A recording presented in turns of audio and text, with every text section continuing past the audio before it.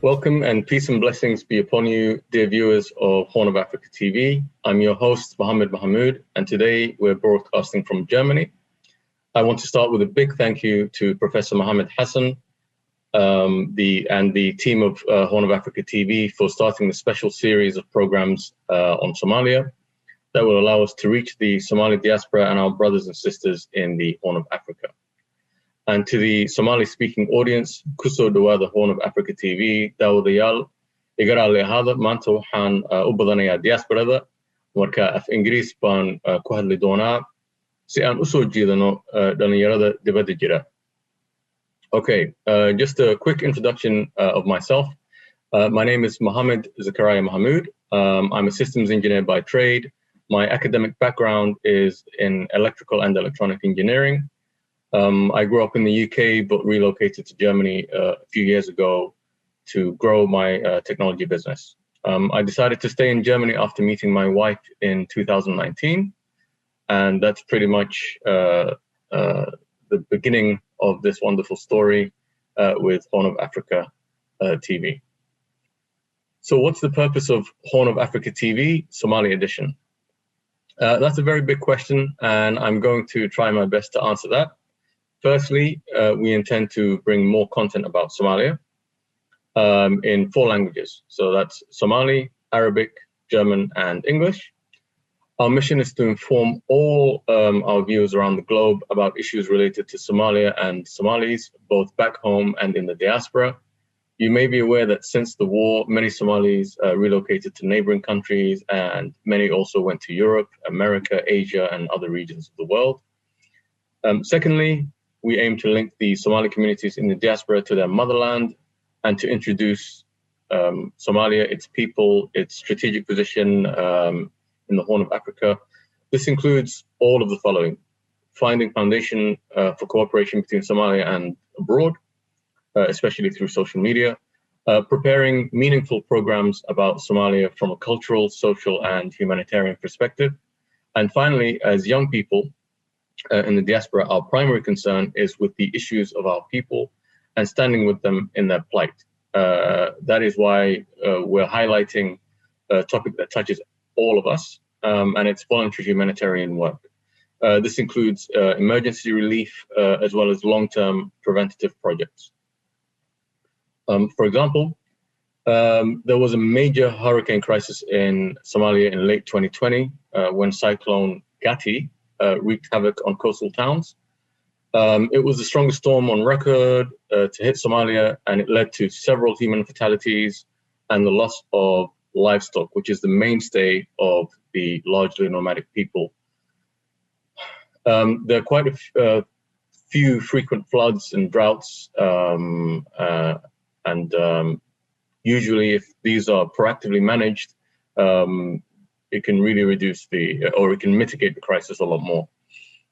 We'll dedicate a special episode on this in the coming days to review what's happening in the region by hosting people from inside Somalia who extend a helping hand to the residents of the region who have a great deal of experience in humanitarian work in Somalia.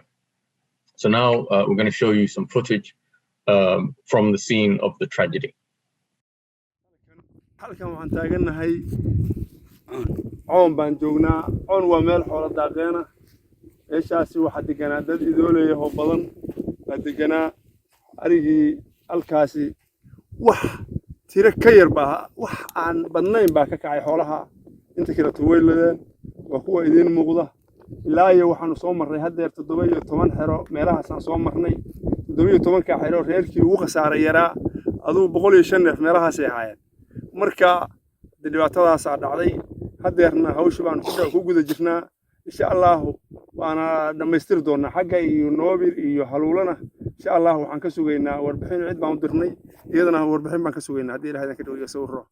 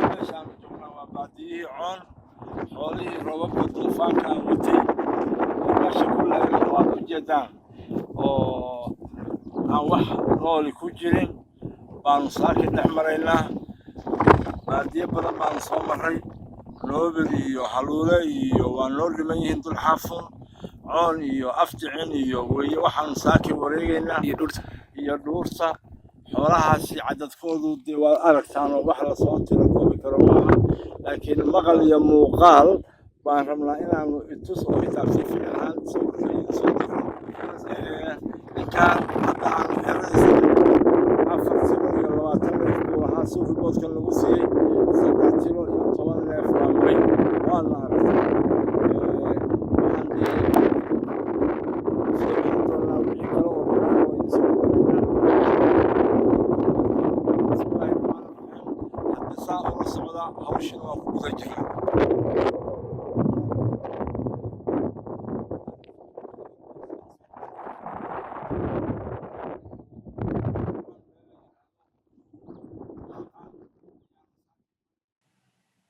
But it's not all doom and gloom. We need to actively combat the negative stereotypes that are being propagated. The common misconceptions about Somalia are piracy, terrorism, poverty.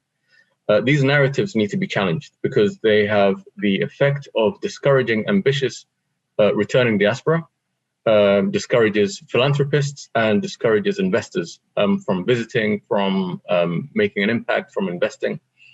So luckily, through my own and other people's travels around Somalia, we've obtained stunning footage of the coastline, jungles, and mountainous terrains of Somalia. We also gathered incredible stories of ordinary human beings doing extraordinary things in some of the toughest circumstances you can imagine.